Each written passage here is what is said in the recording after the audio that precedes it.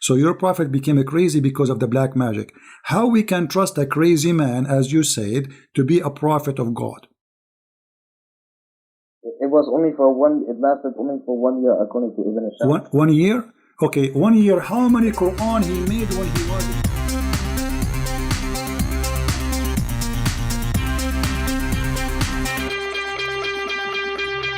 Hello everyone, and peace of Christ to all of you. Today we had an opportunity to speak to someone who is extremely knowledgeable in Islam.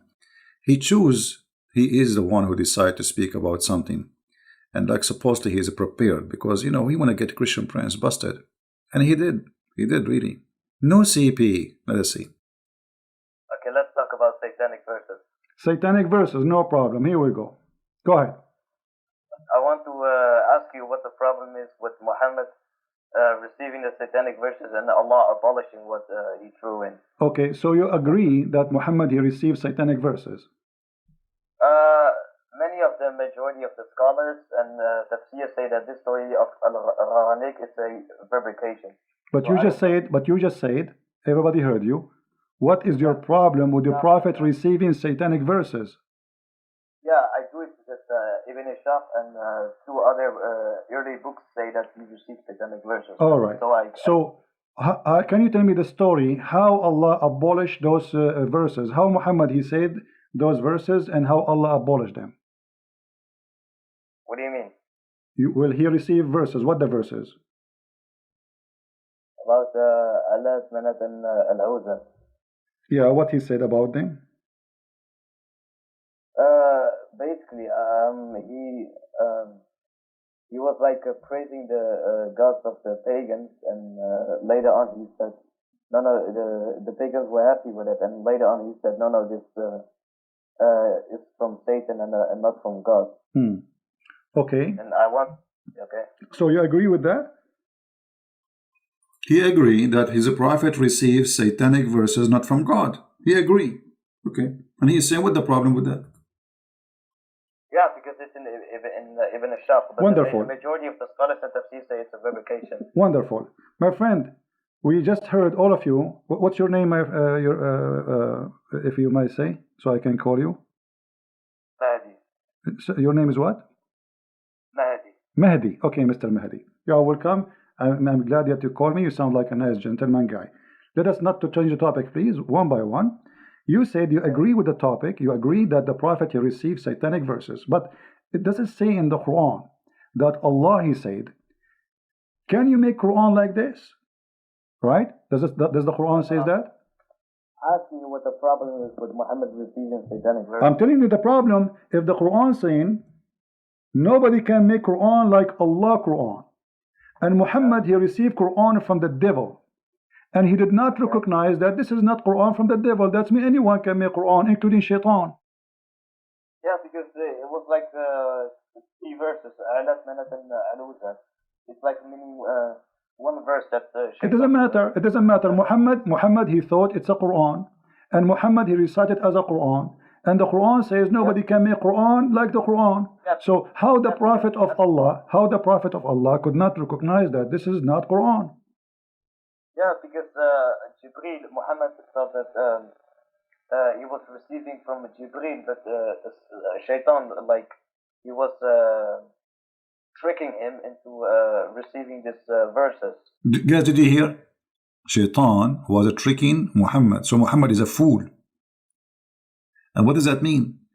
That means Shaitan, it's possible that he is Jibreel. Because if he was able to do it once, he can do it always. Correct? So now how we will know if Muhammad seeing Jibreel or seeing Shaitan? Listen carefully now. Your problem with the satanic verses since Allah okay, no problem. Listen, as long you are the one who agreed that Muhammad he received satanic verses, and you heard of the story that Jibreel or Shaitan he came in the image of Jibreel, right? How and what is our guarantee that not all the Quran is from a guy who came in the image of Jibreel and he's Shaitan? What is our guarantee that the verse is saying that Allah will abolish the Quran, which is from Shaitan, is not from Shaitan himself? Because the Quran message of the Quran is to worship the God of Abraham, Isaac, and Jacob, the one God. Okay, hold, okay, no problem. But you know, if you worship wrong worship, still you are not following the true God. As an example, you're a prophet, he kissed black stones. You Muslims, you claim that you are not pagans. What is it? Is that from Satan or from Allah? Kissing black stone. No, he's doing that because it's holy, it's from paradise. It's holy. Where did Allah say to Muhammad, it's holy, kiss it? No. Okay, why he kiss it then? Because it's holy. Why it's holy? Because it's from paradise. Where it says that? It doesn't say that. So who said that to him? No, because in reality it's holy because it's from paradise. Okay. That's the reason it's. So if a stone is coming from paradise, that makes... Guys, it's reality. It's reality. It's a stone from paradise. Hello? So what? Isn't it a stone who is located in paradise is the same as a stone located in the earth? Both of them, they are created by the same God supposedly. So what the big deal? This pagan religion, they worship any meteor fell down in the ground. It's a strange stone. So they take it and they worship it. Actually, if we go in the hadith, you will find this.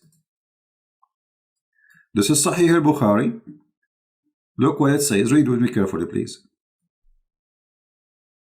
We used to worship stones, and when we find a better stone than the first one, we would throw the first one and take the later. And if we could not get a stone, then we would collect some earth, i.e. soil, and then bring a sheep and milk that sheep over it and perform tawaf around it, the same as they do around the Kaaba, tawaf. It's a pagan practice before Islam. They go around anything they worship. Do you see it? All right, continue. Get holy. Yes. Okay, so when you go to heaven, you are going to kiss everything in the ground? No, that's different. That's when we are in heaven, but we are talking about the earthly life. What do you mean? We are now in the earthly life. We are not in heaven, so that's different.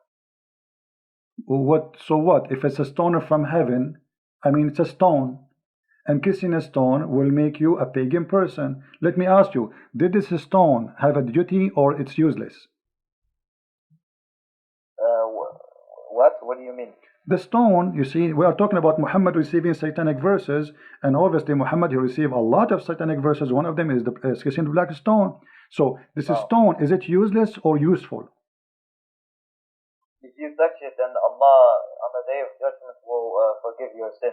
Okay, guys, if you touch the stone, Allah will forgive your sin. All right. The hadith says, if you touch the stone and the Yemeni corner... Did you hear it? Did you hear it? What is this? If you touch the stone, Allah forgive your sin? This is what they say to us, Islam, worshipping one God, and etc. Islam is nothing but a cult. Let us continue. If you touch the stone and the Yemeni corner, Allah, He erase your sin. How and why Allah will erase your sin for touching a stone? Because that's how Allah is making His creation. If He wants to do that, then He's gonna do that. It's His decision. What? It's a stone. You see? I mean, okay. How easy it is, just touching a stone will make me lose my sin?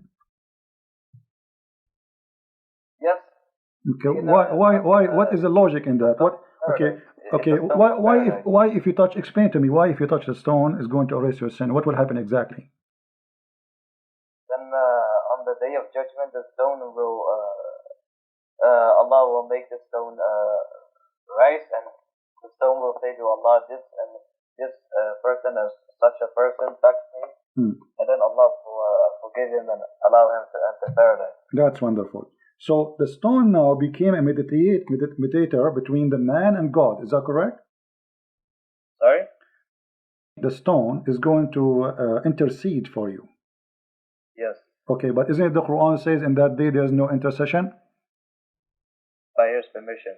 Except by His permission, and the permission given to the stone? What are you talking about? He gives permission to the stone.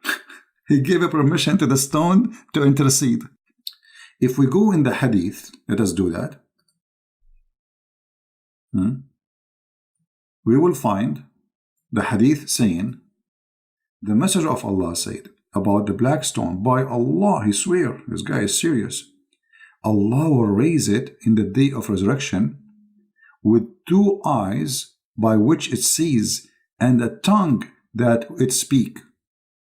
So my drawing was absolutely authentic, as the Prophet exactly he said.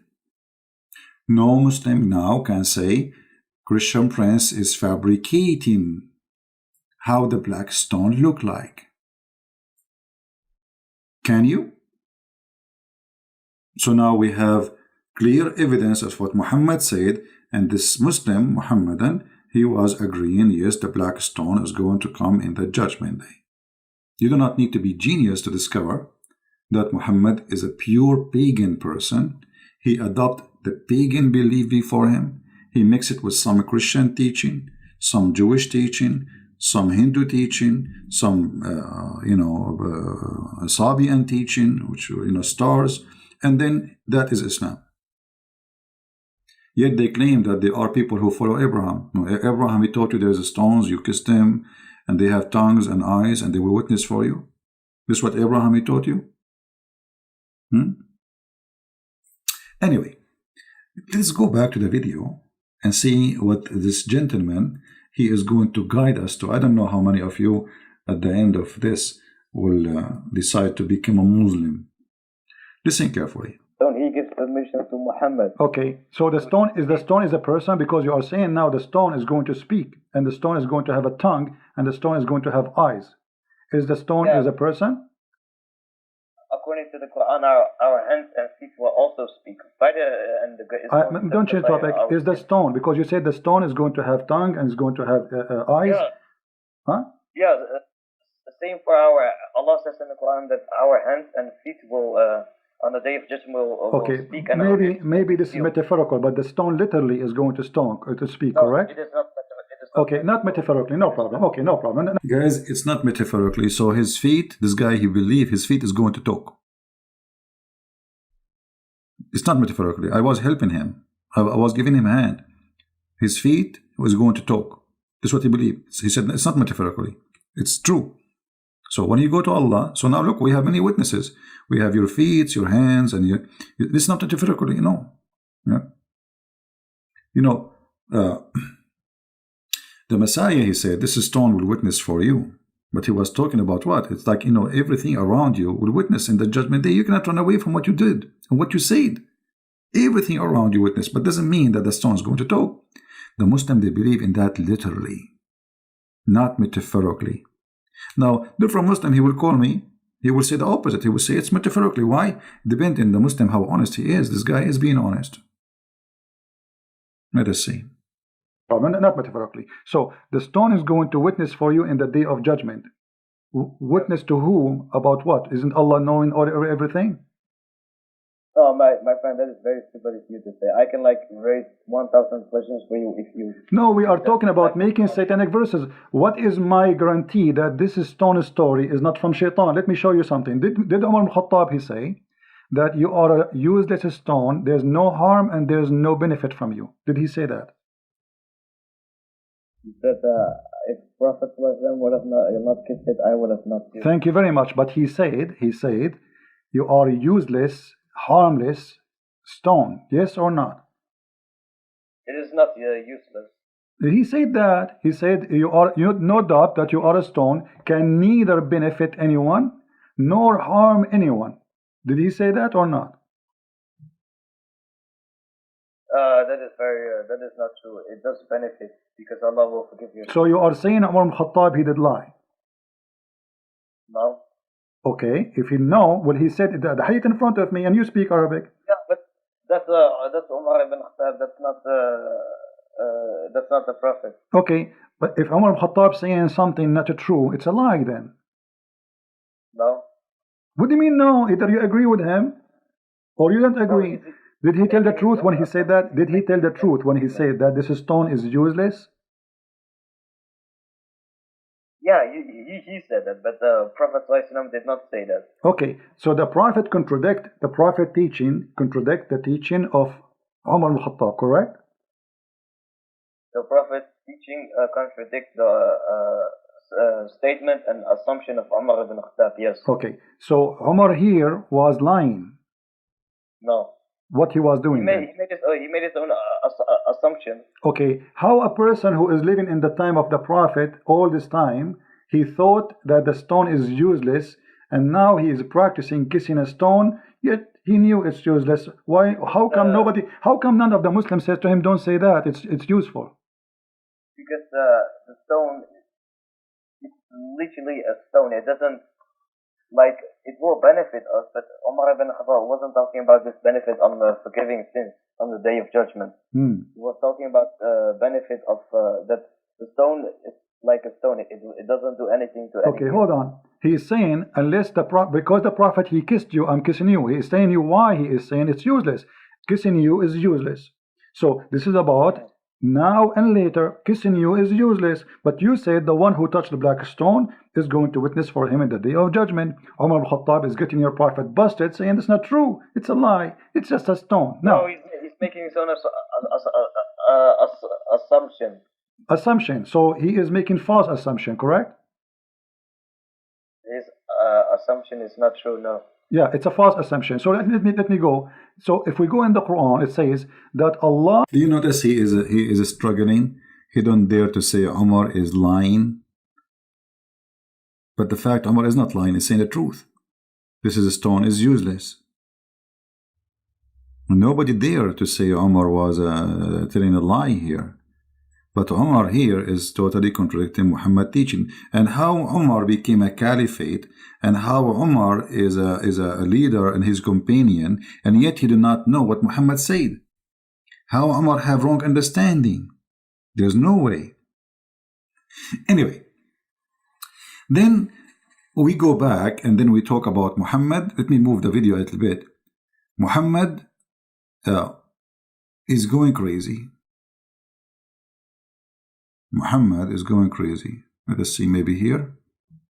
Your Prophet, according to the Muslims, he was under the control of a black magic. Is that correct? Black magic is not shaitan. So what it is? It is magic revealed by Harud and Marut.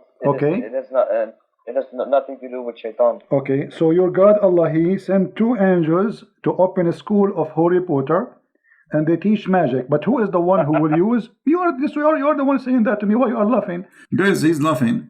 I mean, it's what you're saying. Allah, he sent two angels to open a school in the Babylon Tower, like Harry Potter. Have you ever heard of a God? He sent angels to teach magic? Hello? He is a God, yet he is teaching magic? And he sent two angels, their specialty, they have a PhD in magic skills, brother. And their name is Harut and Marut. Look at the names. Have you ever heard of a satanic God more than Allah? I mean, what kind of God? He sent two angels to teach what? To teach us how we can make a man and the wife divorce.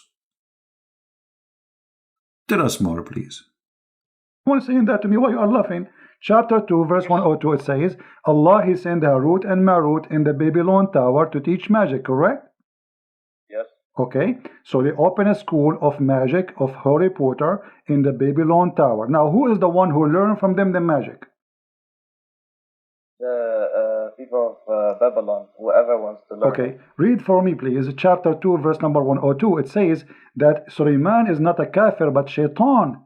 They are the kuffar, who they are teaching the magic. Does it say that? Sorry, can you show me? Okay, with chapter 2, verse 102. It's on the screen. You My can read. English is not that good. No problem. Here we go. وما كفر سليمان ولكن الشياطين كفروا يعلمون الناس السحر وما أنزل على الملكين ببابل هاروت وماروت. So who is the one who is practicing the bad magic on mankind? Is shaitan. The Quran says that. So your prophet was controlled by the black magic, controlled by shaitan. No. The two angels teach magic, but Allah says in the Quran that whoever does accept teaching this magic, he will enter hellfire. My friend, does it say there that Shaitan? Guys, Allah, He sent two angels to teach magic. And Allah said, whoever accepts teaching the magic, he will go to hellfire.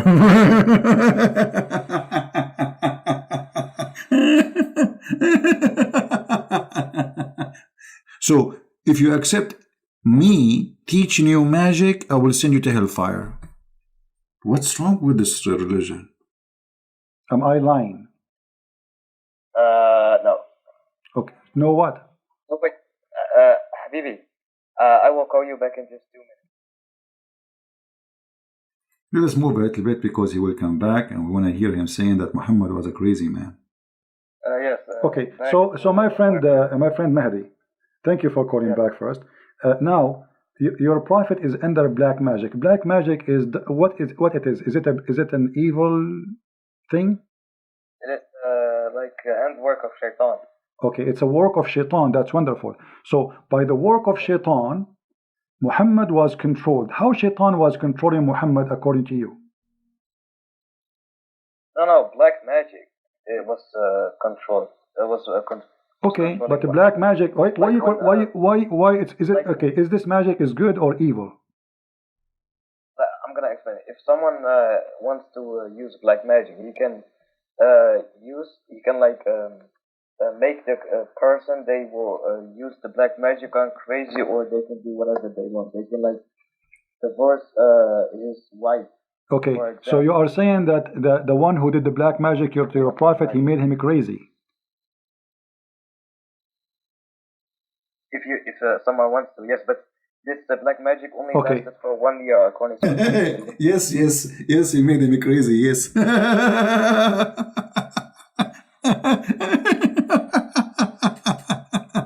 Unbelievable. Mean. The prophet become crazy by the black magic? Crazy prophet? For how long Muhammad was crazy? Okay, hold on. So you're a prophet according to you. Okay, my friend Mahdi.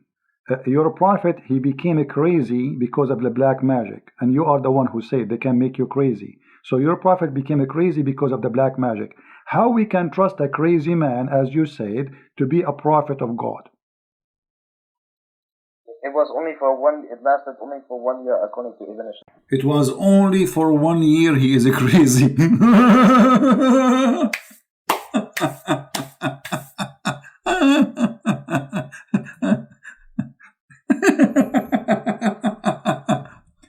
Christian Prince, what are you talking about? He was only crazy for 1 year. It's only 1 year, man. He was not crazy all the time. So now he is a prophet, and now he is crazy, and he is going to Havana.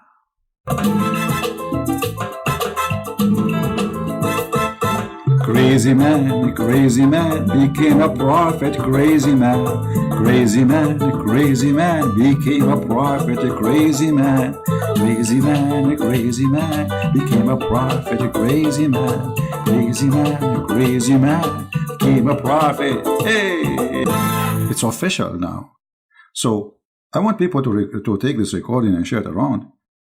The Muslims agreeing that their prophet is crazy. But he was only crazy for 1 year. It's just 1 year, Christian Prince. Not much. It was only for it lasted only for 1 year, according to Ibn Ishaq. 1 year?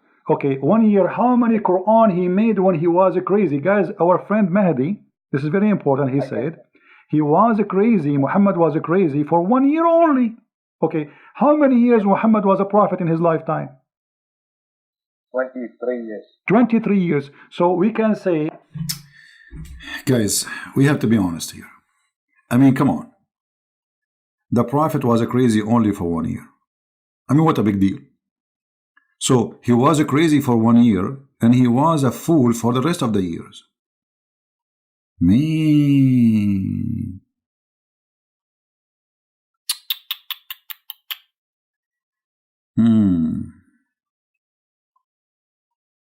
I have no comment. It's official. Crazy God, crazy prophet, crazy stone, crazy religion, crazy people. Huh? You see, when they say black magic, this is simply fiction. What black magic? Simply, he's a crazy. This is right. He was a crazy. In the old days, when somebody is a crazy, they don't know because he look fine. You know, in the body, he's healthy. But he do stupid stuff, crazy stuff. So they think he was bewitched. So the Muslims agreed now that two things happened to Muhammad. He was bewitched and he was a crazy. And as long as they agree that bewitching is something evil and it's from the devil, that means Muhammad was controlled by shaitan, if you believe in bewitching. If you don't believe in bewitching, well, Muhammad obviously is mentally ill, and the guy, he agreed. He said his prophet was a crazy only for 1 year. What happened at the end of the year? And not only that, he said to us that Allah, he helped Muhammad and he get him out from the black magic. But how? Listen carefully. So during the 1 year of Muhammad being crazy, according to you, how many chapters Muhammad he made? But he was a crazy. When Muhammad was under the influence of black magic, Allah subhanahu wa ta'ala revealed two surahs. One, I forgot the name of it. One is Surah Al-Falaq, which has 5 verses, and the other surah has 6 verses. Together, them has 11 verses, and Muhammad needed 11 knots because the shaitan, there was 11 knots to break. 11 knots. The shaitan, he made for him 11 knots. Shaitan, he made for the prophet 11 knots. This guy, he just said, it took Allah 11 months to open those knots. I mean, how powerful this God is.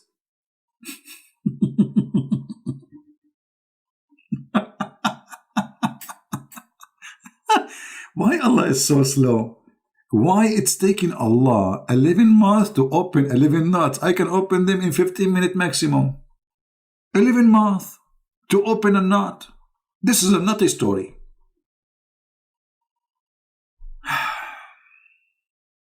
I don't know what to say. It must be true religion. The Prophet was controlled by 11 knots. At the end of the day, we are here to share with you the truth.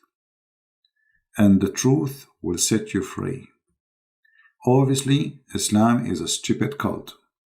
And I don't think anyone here have a little honesty after all what you heard just today.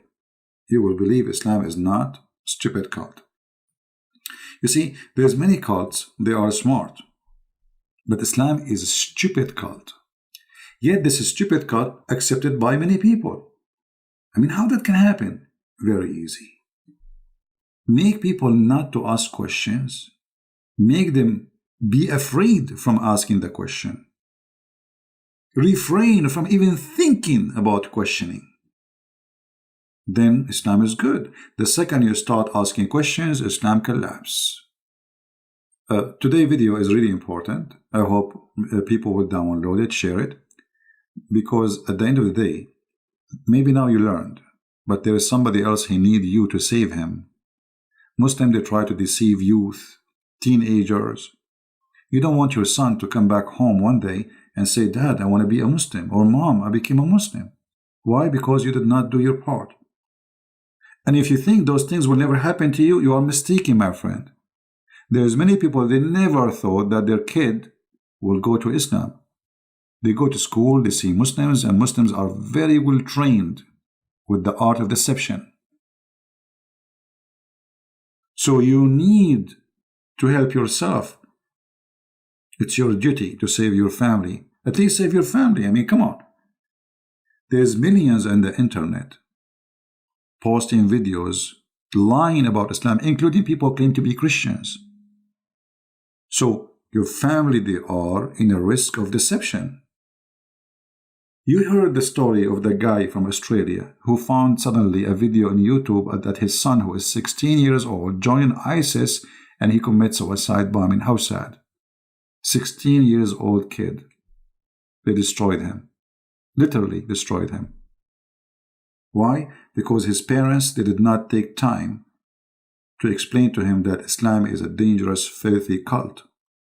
So it might be Islam is funny and is stupid, but Islam is dangerous. If you don't believe me, you open your TV and watch. How many today only, they are slaughtered in the name of Allah? In Africa, in Nigeria, in Ethiopia, everywhere. I laugh, I make you laugh. It's a comedy, but this is a very sad comedy. So really I appreciate all of you, and I pray that the Lord always will be with us, to help us, to save the Muslims, to love the Muslims, and not to fall in the trap of hate, because hate is a trap. We don't want to hate them. We want to hate the devil, which means hate. Hate the hate. Love the people. If you listen to this guy who was talking to me, you can tell this person is very simple. He thinks he's smart. He thinks he's genius. He thinks he knew it. He thinks he's getting me busted. But the fact, it's a comedy. It's a sad comedy. This is the video we were watching. You can download the previous one if you did not get it yet. It's called Coffee with Christ versus Coffee with Muhammad. So I want to say thank you for being here, all of you.